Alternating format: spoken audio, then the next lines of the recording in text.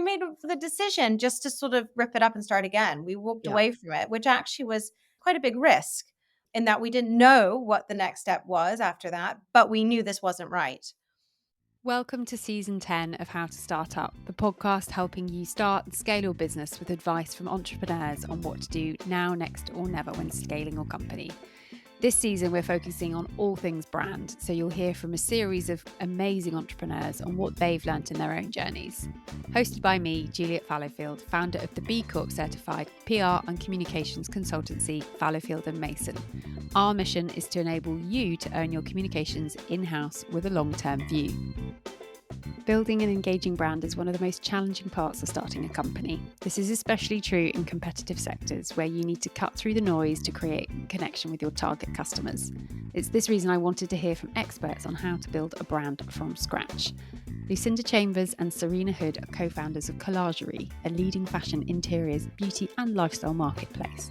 The former British Vogue editors founded Collagerie in 2019 and have quickly built their brand through interesting and dynamic ways.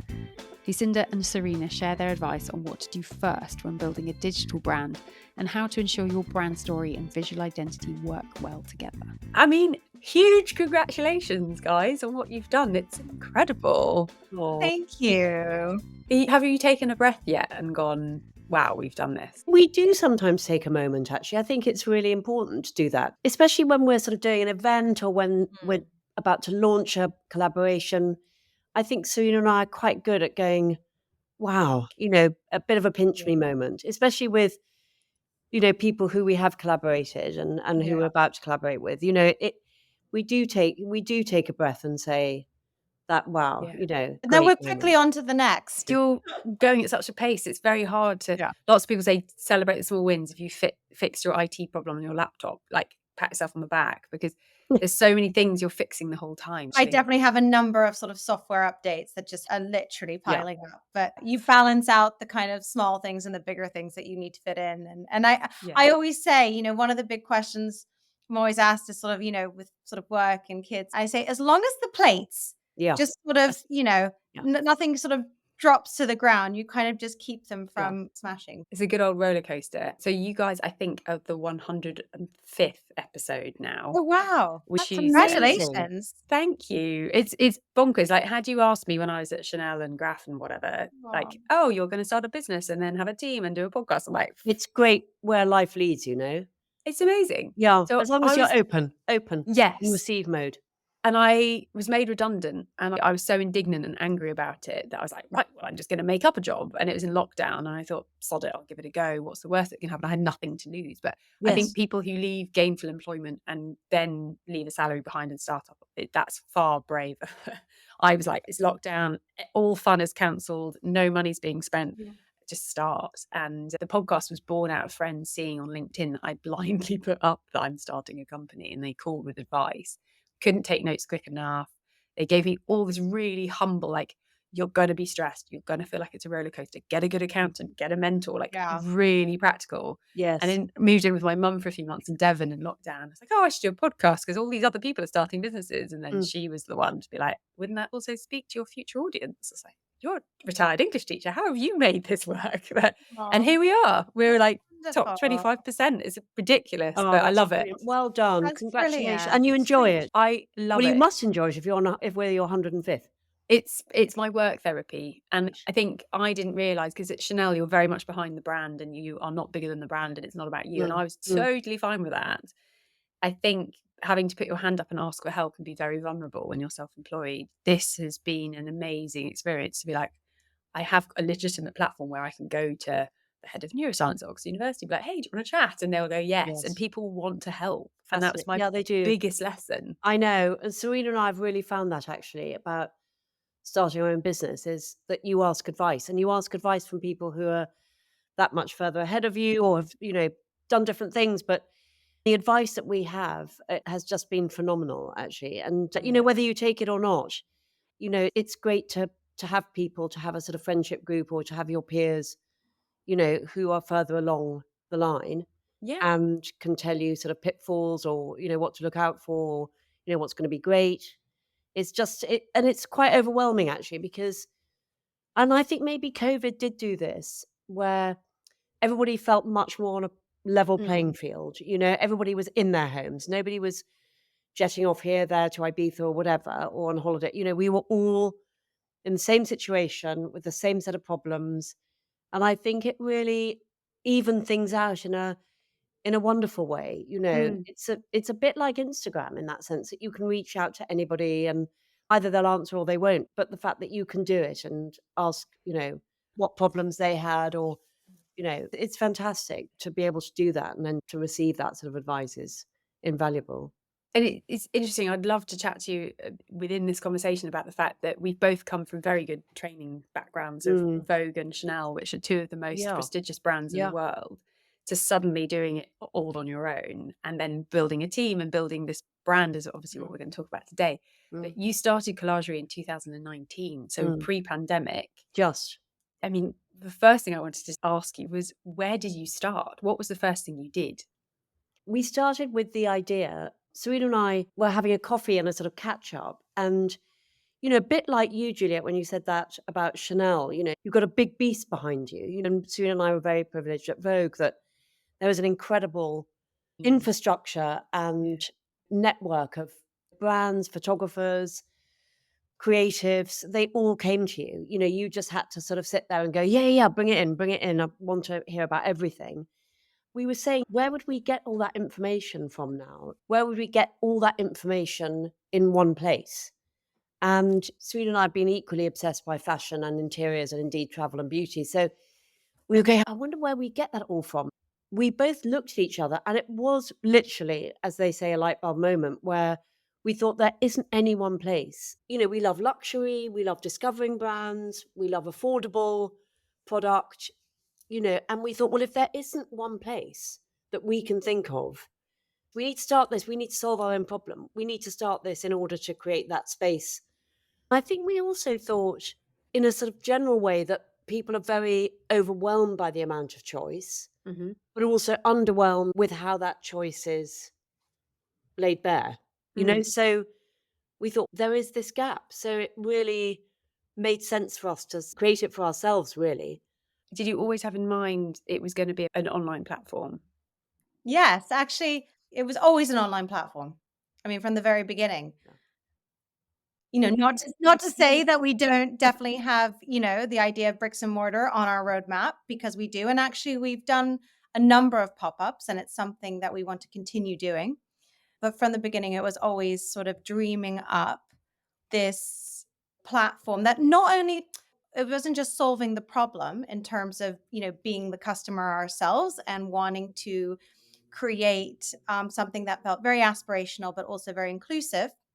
We also felt there was a sort of a moment to create a magic to shopping online. And I think that we'll go into it further, but the branding and the design and the look and feel of the website, is always going to be rooted in storytelling and how we can drive commerce through storytelling. So, one of the big challenges, from the start was, how do we extract this vision of this site in our minds to actually what you see? I mean, it probably was the biggest challenge. I think we always, like Serena said, thought of a platform that really felt unanxiety inducing, as Serena said, storytelling, to create a really, really beautiful platform where, an Arquette pair of trousers could sit side by side with a Chanel handbag and look equally at home, in place. So that was really from the start, that the look and the feel of it, and that people would be taken on this fabulous journey and be really involved in it, was absolutely key and central right from the beginning. So probably that was our biggest challenge, actually, to make it as beautiful as what was in our heads. This is so interesting because for me, I built my website on Wix. My brother actually builds websites. He's like, just do it yourself, because then you know how to brief a designer. I still don't know how to brief a designer. I've tried so often to extract it out of my head and give them as good an opportunity to translate that out. And please don't look at our website. It's incredibly corporate and dry. And I know that. But I look at Collagerie and it makes perfect sense. You look at it, it's beautiful. The user experience is wonderful. You see this incredible curation. You kind of made it look easy, but I know it's not. How did you do it? How did you even start getting it out on paper? It's interesting you say that, because, when we go back to the beginning, we had actually sort of been taken on by quite a big agency who we were flattered. We said, we have X amount of budget. Would you be able to help us build this vision in our minds? And we got 6 months along, put quite a bit of money into it and time, a lot of time. And we were no further than where we were from the start. I mean, what was interesting is they just could not extract what our vision was. We made the decision just to sort of rip it up and start again. We walked away from it, which actually was quite a big risk in that we didn't know what the next step was after that, but we knew this wasn't right. And from there, I actually found sort of a smaller designer. There was just the synergy was there from the start. It went along much smoother and much quicker.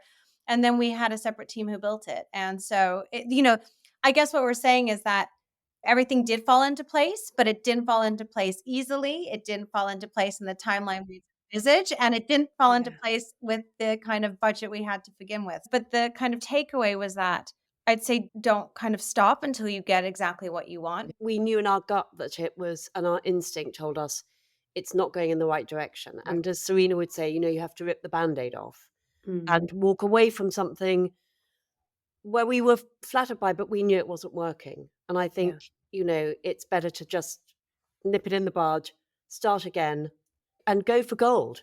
Hold out for something you really are blown away by, which we did.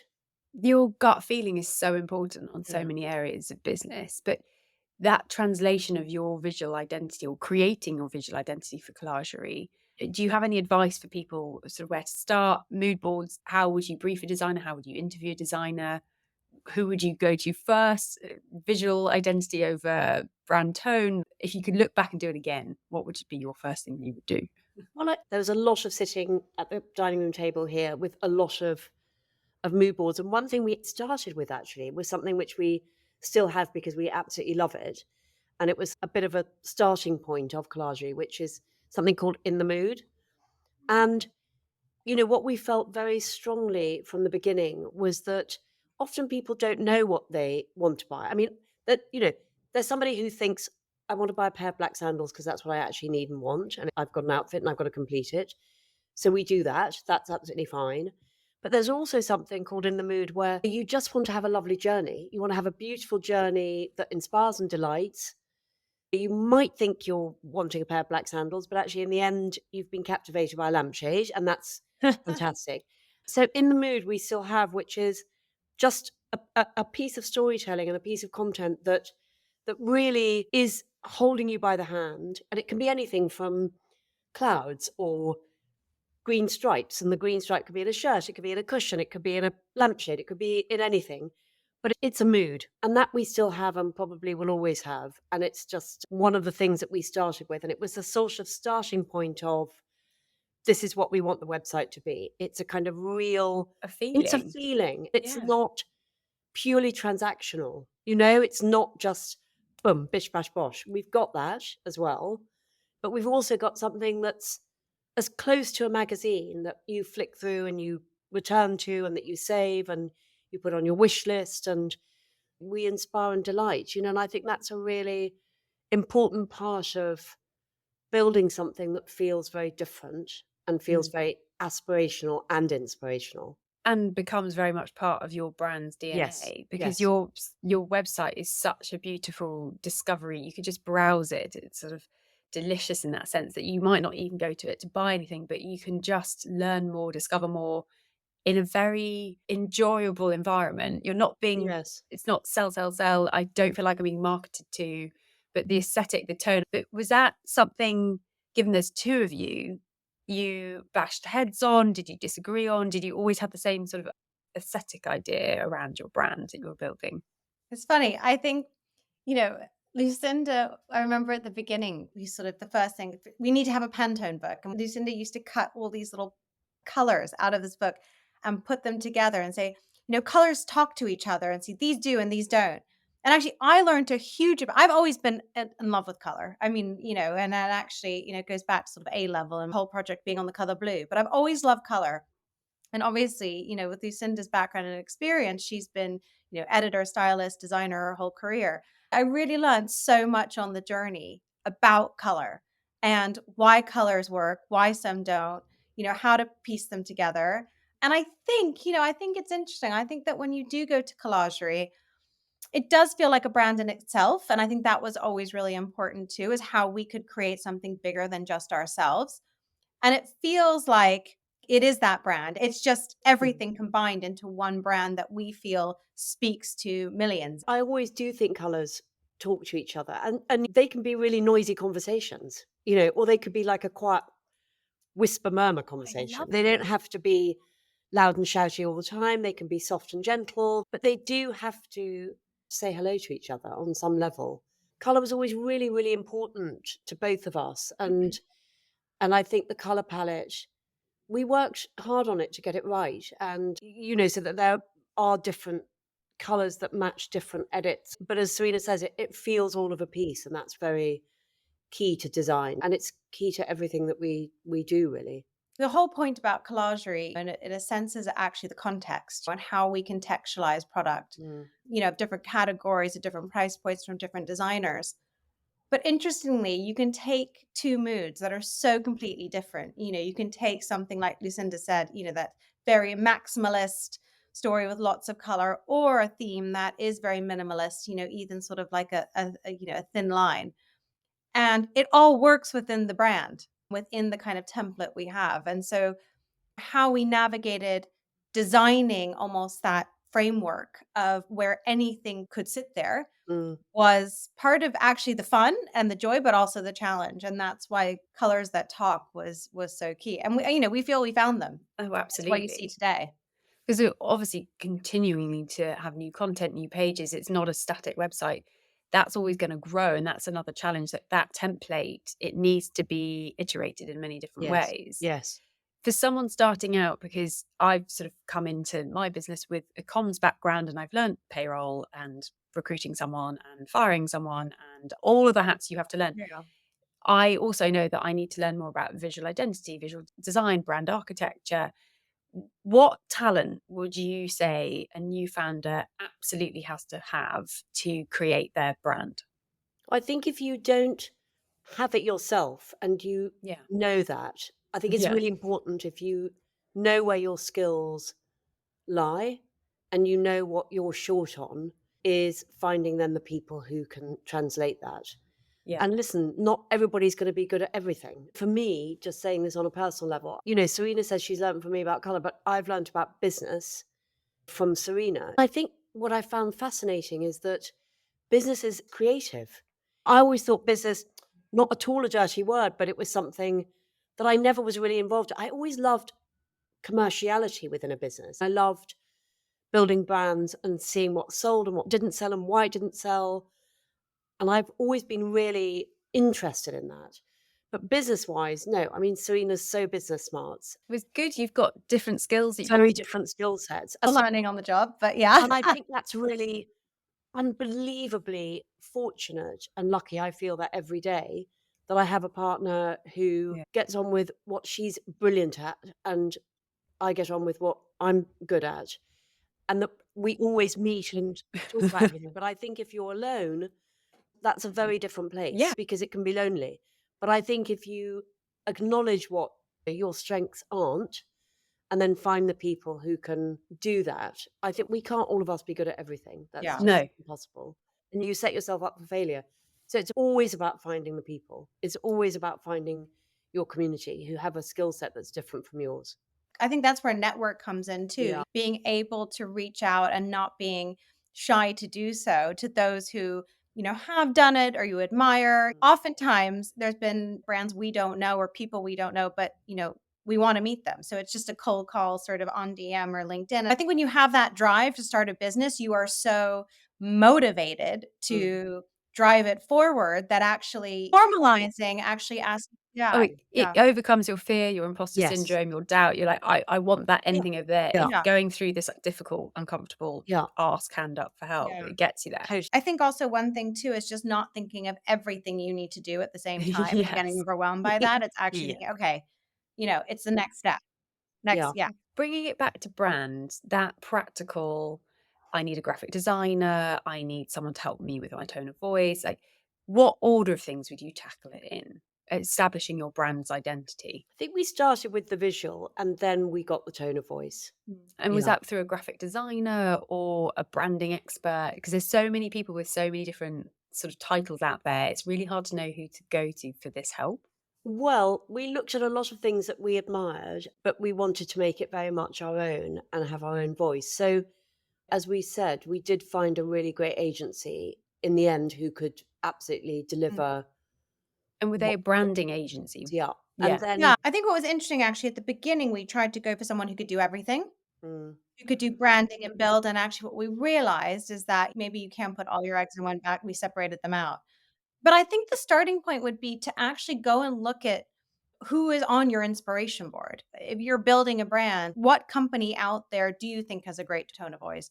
Who's built a gorgeous sort of website, or where does it look and feel? And then ask them, just reach out to them. The internet is filled with information, and a lot of the times you can actually figure it out yourself. So I think it's just, research. Yeah. I'm Yeah. obsessed now. Anytime I come across a beautiful user experience on a website, I email them to be like, who helped you build this? And it's Yeah. the same thing. They exactly. could have had an in-house graphic designer and then helped someone with a technical build, or they've externalized the visual side, but they did their own copywriting. And I think it can be overwhelming because a lot of founders that we work with, so in my day job where we teach people how to do their own PR, they're so caught up in their visual identity and their brand. It's like, that's great and it needs to be considered, but no one's going to be looking unless you tell people what you're going to be doing with the business. So you need to kind of do both. But for me, my challenge is that visual part, because I'm a wordy person. I'm not an image person. And I can see something at the end and go, yes, that's gorgeous. Like I look at your website and think, oh my God, it's delicious. But I have no idea how many iterations you'd have had to go through to get to that end point. It was a lot. But I'm it was a sure. lot. But I also think it was a lot, although weirdly, it didn't deviate massively from our initial thoughts at all. And it's amazing you were aligned on it, because two heads are brilliant and supportive, but sometimes you can disagree. But I think if you come from a visual background, you're always doing mood boards for everybody, really. And so that's a bit of a second nature, I have to say. Yeah. And so for someone's not got that background, I think it's meeting lots of people. Honestly, I think a lot I of it, agree with when you Serena. talk about gut, so much of it is the chemistry too. So I would say, like, with everything from the dots to LinkedIn to Instagram, there's so many choices. And also, there's no formula. There's no sort of like, this is exactly how to start it. You've just got to start putting yourself out there. And I think it's almost like dating. You find the person to execute it. Yeah. Yeah, you do. You do. It's funny what you say. There's so many podcast interviews we've had that have referred back to it's like Hinge or it's like dating. It's like the gut feeling, in the first 3 seconds, it's not going to work. And recruiting people too. They can have an amazing CV, an incredible cover letter. It's only until they start. And I think a lot of people are shy of starting because they need to have everything perfectly done, and it's not going to work. There's nothing like putting something out into the public to be like, oh my good God, I've got to get on with this now. For me, that was the day after redundancy, putting on LinkedIn, I'm doing this. And I had absolutely no idea what I was going to do. It took 12 minutes on Company's House and suddenly there's a business. You've got to do it. You've got to follow through. Yeah. And that kind of, okay, rabbit in the headlights. And then you get really snappy about who to ask for advice and who to ask for help. One more piece of advice is do your diligence and put in writing deliverables and timelines and sort of, clauses, because you almost sometimes learn too late and you think, gosh, I wish I had sort of checked the fine print. So I think, one thing I would do from the beginning is just always have a paper trail. And documenting as well. It's almost like a diary entry of we achieved this week. And our team calls every Monday. We say success and failure from the week before. What capacity are we? Amber, green, and red. And just to share, because we're remote first, share that. Oh yeah, that didn't go well, but we've learned this from it. And I like recognizing that. stuff. Yeah. And actually, we always used to write. We still do. When we thought of the name, we were actually just about to go into a meeting, and we hadn't got the name quite right yet. We always knew that it had to be a word that. Well, actually, Serena said, wouldn't it be great to have a French word? I'm not sure why, but she something French. I think we had C curated. Yeah. That was cool. We got hung up on that quite a bit. And it's also about letting go of things as well. Like, you get hung up about something because you think, yeah, that's right. And then you sit with it and you play around with it, and maybe it's been taken or it's not quite encapsulating everything that's in your head. And then we were thinking about collages and decoupage. And it kind of went, decoupage, collage, collagerie. It actually was a sort of like a, and then boom. It is sort of bringing things together, Yeah. essentially. The Yeah. French twist. Yeah. Yeah, Yeah. I love Swedish this. French twist. Exactly. I interviewed the founder of Necessaire, and she's like, we wanted to create body products that were necessary, but we wanted a bit of flair. So we Yeah. called it Necessaire. And I was like, Yeah. it works. Yeah. And it's fantastic. And once you've built this brand, and obviously the name is probably, choosing the name is probably like buying a house. You have to fall in love with it and then let it go. Fall in love with it again. Oh no, that's not going to be it. And then you stick with it and it's there for life. Are there any other tips you'd offer founders of sort of how to iterate that naming process? Is it writing it down? Is it brainstorming? Is it telling other people? Well, probably, I think it is a bit like, Juliet, you're right, buying a house. It's when to let go. I think it's so definitive finding a name that you really almost want to get that in the bag. And actually, it doesn't have to come like a lightning. It can be a process, you know? Yeah. So don't be afraid of letting it go, trying things out, not to be in a rush. So just to sit with it, because it's important. It's really important. And not to be afraid of really sucking it and seeing it. Yeah. And live with it. I think there's so many things you can do to get the company going before you go into that branding exercise. And ask friends if they like it. Yes, sometimes you have to spell it quite a lot, but now it's in the lexicon. It's really great. You know, people Collagerie. know what Collagerie is Yeah. now. You know, and in a very quick time, considering you've built this new platform. And once you've done all of that amazing legwork and you've got your visual identity and you've got a bare bones of your website and all that structure, what was your go-to-market plan of like delivering this brand out into the world? Did you kind of keep it all quite close until it was finished and wonderful and then go ta-da? Or how did you start letting the industry and your future clients know that it was a thing? Before we launched, and we just had dinner here with, I think it was about 16, 17 women, all different ages, wasn't it, Serena? And people whose opinion would be really valuable to us. People either we admired or knew or all had different experiences, but all shoppers. And we did have a focus group here and we had a whiteboard and we sent them a really in-depth list of questions before they came, and they all got goodie bags, and I think we had a chicken curry. That was really valuable, actually. Just, you know, they all came out of goodwill, and that was our first kind of where we slightly Started. threw it out there. Yeah. Yeah. And I think, you know, from there, when we first launched, we did hire somebody to do some PR for us just at the beginning to get it in a few key titles, which we know we definitely saw impact from that. And on day one, we saw people on the site transacting, which was fantastic. Really? And a network effect, the power of word of mouth. I mean, Yeah, the best possible PR. it is, especially at the beginning. You know, I think what we've really done successfully is be able to grow the brand on the brand marketing rather than be a company based on performance marketing. I think we do understand the privilege that we've had, given our backgrounds, is that we were well placed to do this. And I think that between our industry contacts, our press contacts, our relationships with the brands, it really helped us have that kind of advantage of getting Collagerie out there into the world. And still today, we're very limited in terms of how much paid performance we do. I mean, everything really is still rooted in how we grow Collagerie by brand marketing. Do you go into a bit more detail about what you see as brand marketing? Because a lot of people don't understand it. There's PPC, there's paid, there's social, there's PR, there's CRM, and it could be totally overwhelming. Interestingly, you know, when it comes to the brand marketing side of things, that's where we see press, influencer, working with sort of tastemakers that we admire, and they talk about Collagerie on their social. Email has been a huge driver for us from the very beginning, actually.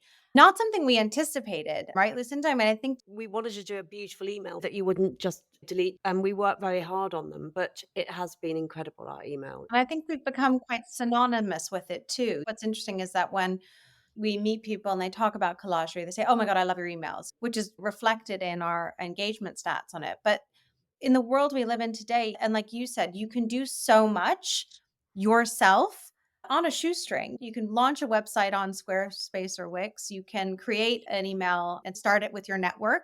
You can talk about it on Instagram. So there's so many ways you can get going. And I think that, you know, the passion and the idea of how you drive it forward. So brand marketing is more owned and earned, not paid. So you're looking at the POE, where paid advertising, earned is PR, typically you're earning media on other platforms, and owned are your own platforms that you can control. Sounds like you were really using your own platforms and leveraging those with those brand partners. And presumably you had a very good curation of product on the site, and they were singing your praises as well. So Mm. that That was part of augmentation it. grew, but Yeah. it makes it much more authentic. And obviously, we all know that if an editor is talking about your brand rather than you, it has more value than if you paid someone to talk about your brand, about saying how amazing you are. So that's really interesting that it's grown authentically. But it also lends itself to the type of business we are, Mm. in that, we don't have a product we are selling on a shelf or in a store. So, we had to really think about how we get new and returning customers to our website. Would you say that that builds more loyalty with customers than doing more of a paid campaign? Depends what it is, I think. But I think certainly, as Serena said about the email, people say, I keep them, I save them, I love them. I think everything we do is built around a sort of passion for the product. The words are really important to us. So we have an amazing writer. Everything comes from it's a very overused word and, authentic. We'll put products up that we really believe in and that we really, whatever their price point is, we love them. So I think the taste and the trust is absolutely vital, and it is the heartbeat of Collagerie. That what we're doing for people is cutting out all the hard work, cutting out the anxiety, everything we push up, we love and we believe in, whatever the price point is. And if everything feeds into that, everything, our product collaborations, we don't design a shoelace without loving it and believing in it and wanting to buy it ourselves. So if it all comes from that place of authenticity and passion, then I think that It works. that works. It's interesting you say that, because I've interviewed somebody who has a company that trains people to create work cultures that are remote. Like, there's a whole variety of people I chatted to, and every single person is be okay with a roller coaster, get a good accountant, and really believe in what you're doing, to the point if someone puts a gun to your head, you still believe in it. It is so key, because when you're exhausted or had a bad day or Yes. questioning what you're doing, you come back to that. It's like, no, I have to. It's not a choice. I have to do it. And that resolution in that, I think, is really powerful. But it keeps you really focused as well. And that's what comes across with Collagerie. It's so every touch point of your brand is consistent. And that builds trust in it, that it's tied up. It's not confused. I can rely on it. That's a lovely thing to hear. Oh, Juliet, that's very nice. Well, you've worked so hard on it. It's paying off, hopefully. Is there a golden piece of advice that you give to founders when they're starting to develop their brand? I think what you said earlier was really interesting about trusting your gut feeling. If you are outsourcing, like knowing that chemistry check. But is there anything else you'd be Yes, like? learning to walk away. And I think always to be on receive mode. And I think what Serena and I both said is ask advice. I think that it's free and it's available, and don't be afraid of being vulnerable about what you don't know. Yeah. You can't know everything. What's been interesting on the journey, especially from a kind of fundraising standpoint, is you'll get lots of people thinking and telling you, giving you advice, but also thinking that they've got the answers. It's like you said, being so focused on what you're doing, you cannot be all things to all people. Yes. But I think you also can be creative in how you diversify the business and how you grow it. Because, what you see today with Collagerie is not exactly the same. There's new products, there's new revenue streams. So I would say it's a balance, and everything has to feed in to exactly what is your value proposition? Why did you start this? What do you offer? And is this something that speaks to the customer? And I think that if everything feeds into that, you'll be on the right trajectory. I love But I that. think you Thank need you. to be very resilient. Oh, yeah. And I think that's where, having a business partner has been just invaluable in so many ways. But particularly, you'll have those days where somebody who might be, sort of decades in the business or thinks, okay, well, this will be a great idea, but it's just not right for the brand. And you can really question yourself and think, well, should I be pivoting this way or should I be doing that? But actually, your company best. You are, you eat, live, and breathe it. And I think that everything has got to feed into that gut feeling of what works. That's another dating analogy. Someone said, if you have to ask the question, it's a no. It's like, should I text him? Does he like me? Like, if you have to ask, it's a no. And it's the same with business. If you're doubting something, listen to that gut feeling, because it's protecting you. Aside from imposter syndrome, which is also meant to be protecting you, but can be really not helpful. No, but that not helpful. nagging feeling, I find actually just going for a really long walk. So we track all our time in our team with Toggle.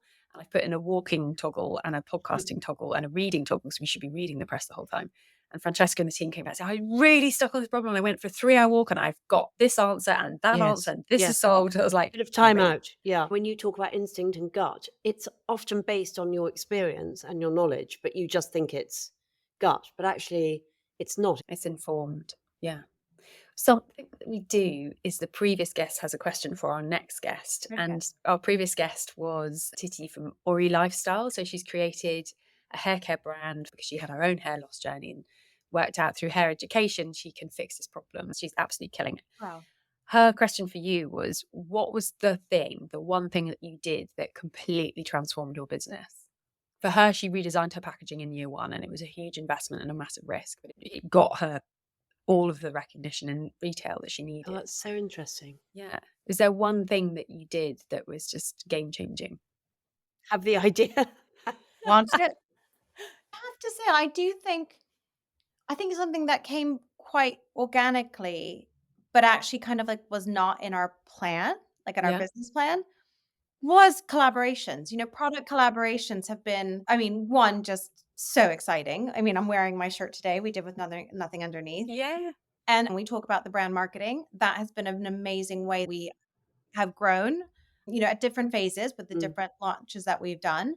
Somebody said to me the other day, there's nothing quite like Collagerie out there.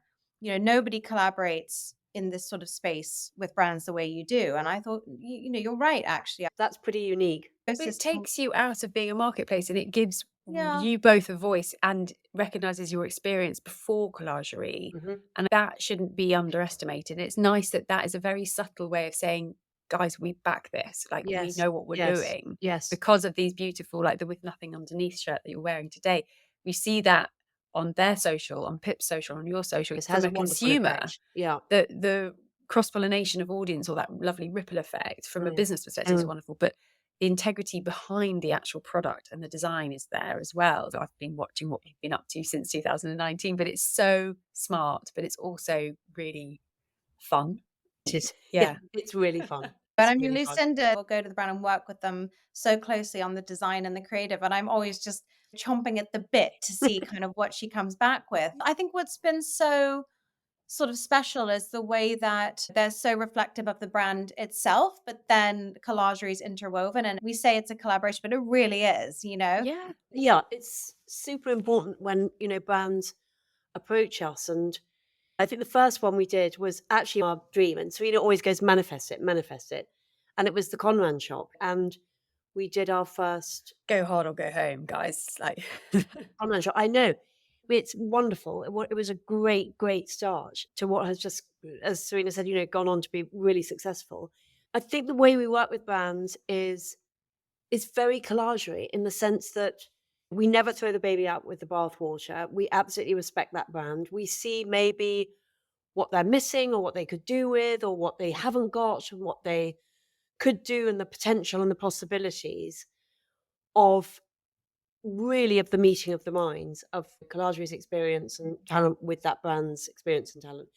And so it is a fabulous, truly collaborative experience to bring all of us around the table and to do something that feels very, very bespoke to that brand. And yet they've got something that maybe they wouldn't have done, thought of.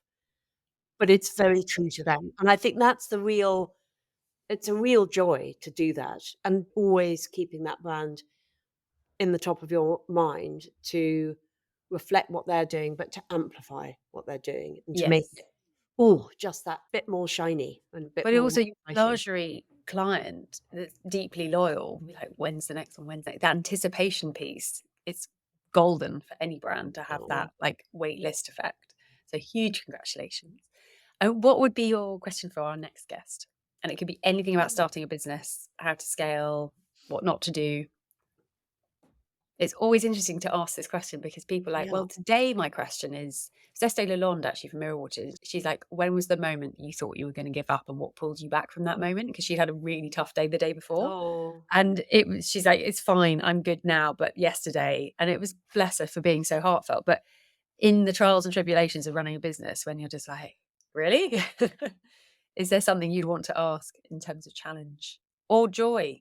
I love the fact you're both deep in thought. I know, because it's a really good question, but it's also where people are on that journey, you know, and trying to think of somebody who's ahead of us who we'd love to ask some proper advice.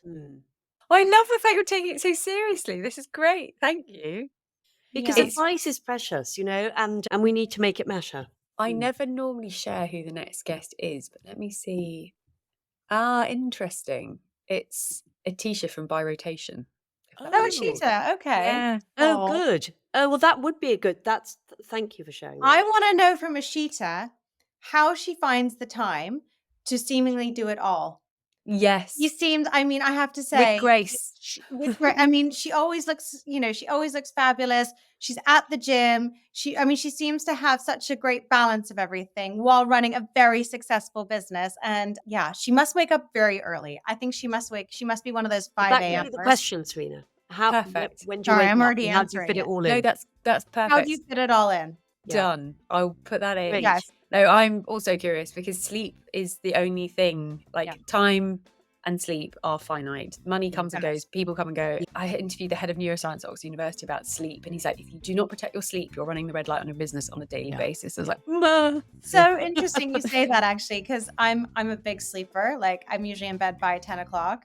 And I was at dinner last night with a friend. She goes, we've got to go because you've got to be in bed by 10. I said, yes. But I agree. Well, it's very healthy because from what I learned from Russell, the more hours you get ahead of midnight are worth double what you get after. Yeah, that's fascinating. Yeah, and I was like, yeah. I think being in bed by 10 at latest 10:30 is the way to keep yourself. And then also, Serena, I think really clever that everybody knows. Yeah. So they've got the sleep memo. Yeah. Love that. Bring dinner forward, like start at 7. I'm just gonna start getting up and leaving. I'm not even gonna say goodbye. They're just gonna know.